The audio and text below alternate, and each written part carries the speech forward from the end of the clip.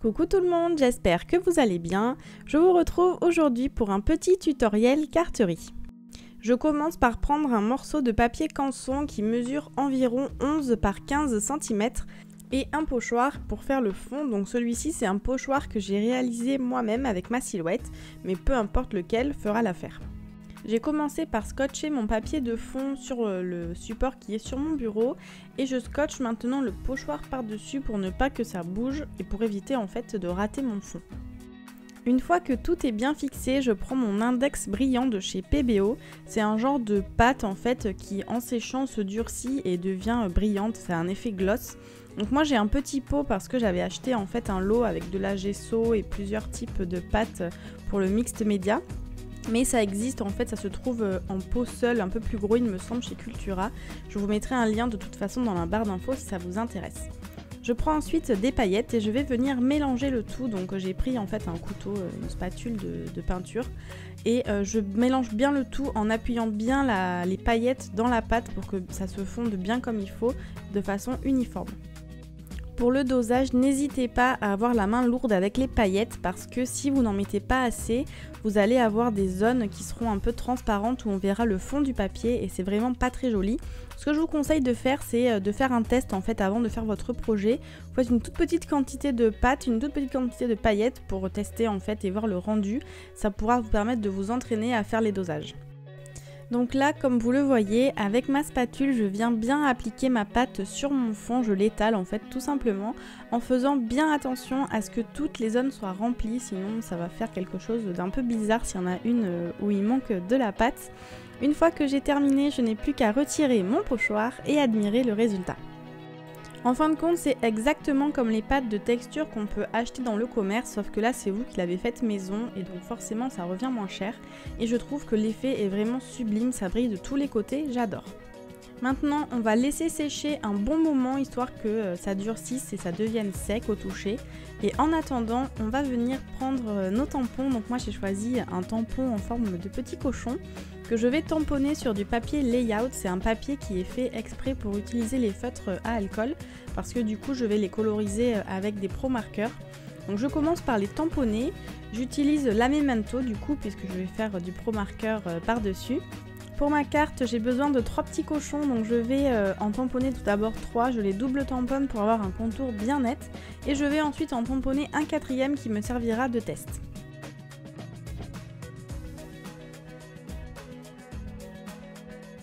Je prends ensuite mon chiffon dont je vous avais présenté les bienfaits dans une précédente vidéo pour nettoyer en fait mon tampon et aussi ma plaque de tamponnage. J'avais mis un petit peu d'encre dessus donc je passe un coup vite fait et tout s'enlève comme par magie.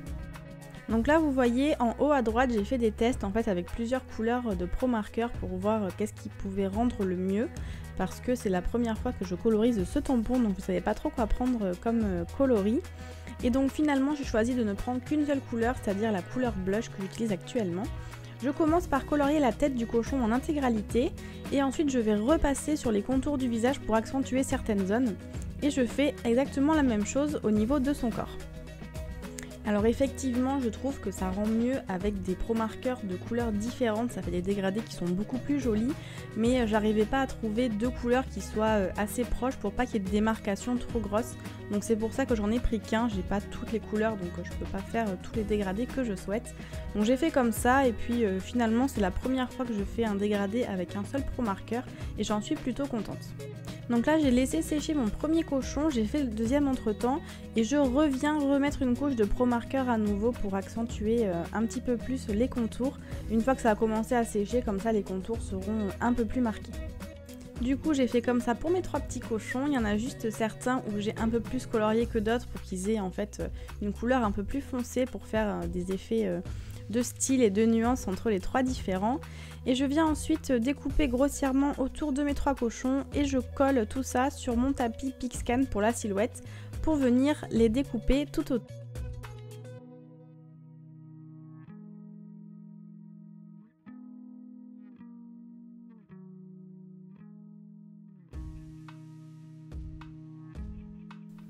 Une fois que mes 3 petits cochons sont découpés, je viens regarder comment les positionner parce que c'est ce que j'avais en tête mais je n'étais pas sûre que ça rendrait bien une fois coupé.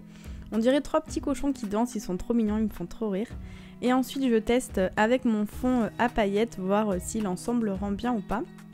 Et vu que j'étais contente du résultat, je suis passée à la suite. J'ai commencé par découper légèrement le bord de mon papier parce qu'il y avait un petit manque au niveau de la pâte de texture, ça faisait pas très joli, donc j'ai recoupé légèrement, environ un demi-centimètre, pas plus. Et je prends ensuite ce papier gris, c'est du papier de chez Action qui est métallisé, et je viens couper grossièrement, je dis grossièrement parce que j'ai pas mesuré vraiment au centimètre près, mais je fais ça à vue d'œil. Donc je coupe grossièrement un papier gris qui est légèrement plus large et plus long que mon fond, pour pouvoir venir le coller par-dessus.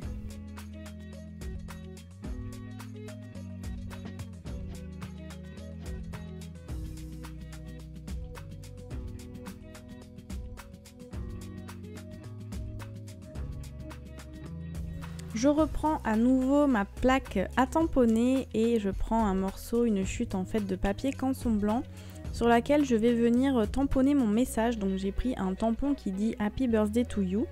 Je vais le tamponner avec la Versamark parce que je vais ensuite l'embosser. Donc je double tamponne pareil la Versamark parce que à chaque fois j'ai peur qu'il y ait des manques si jamais j'ai mal appliqué le tampon. Ça m'est déjà arrivé plein de fois, donc je suis vraiment très contente d'avoir cet outil, c'est hyper pratique pour ça. Et ensuite je viens embosser ceci avec la poudre de la marque WOW que j'avais eue sur le site Kimidori. Et je l'ai fait en argenté parce que comme le fond de ma carte est gris métallisé, je trouvais que ça allait bien avec.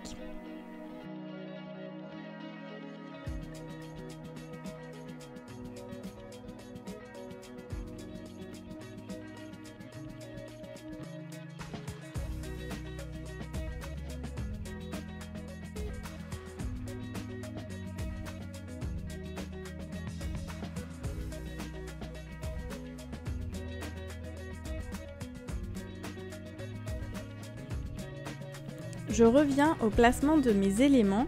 Je pensais utiliser le sentiment d'un seul bloc, mais finalement je vais le recouper, je vais séparer en fait les deux parties.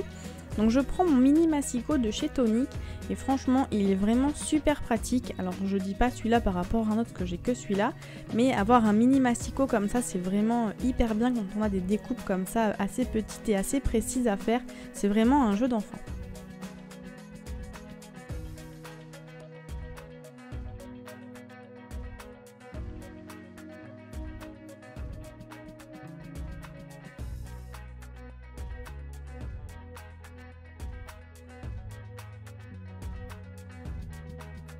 Une fois que j'ai fini de couper le message, je reviens encore une fois au placement de mes éléments et cette fois-ci j'ai changé d'avis, j'ai mis finalement les petits cochons au milieu et j'ai mis en fait le Happy Birthday en haut à gauche et le To You en bas à droite. Je trouvais que ça rendait beaucoup mieux comme ça.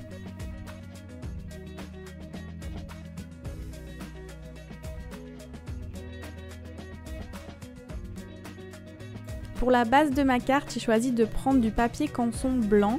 Donc là je viens prendre en fait mon fond de carte et je regarde par rapport à la taille du canson comment le couper. Je fais ça en fait à vue d'œil à chaque fois, je ne m'embête pas à tout mesurer, je fais vraiment à vue de nez. Donc là je le recoupe, je vais le plier en deux pour voir comment ça tombe avec mon fond de carte. Et là j'ai vu que c'était légèrement trop large au niveau de la dimension.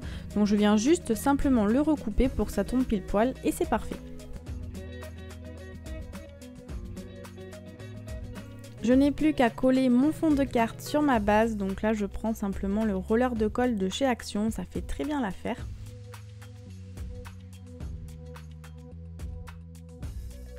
Je passe ensuite au collage de mes éléments sur la carte, donc pour cela j'ai pris de la mousse 3D, tout simplement parce que je voulais donner en fait un petit peu de relief à ma carte et aussi j'avais peur que la colle simple ne tienne pas très bien sur la pâte à paillettes qu'il y a sur le fond de la carte.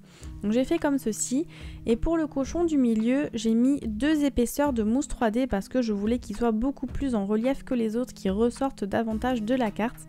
Donc j'ai mis une épaisseur partout sauf sur ce cochon là.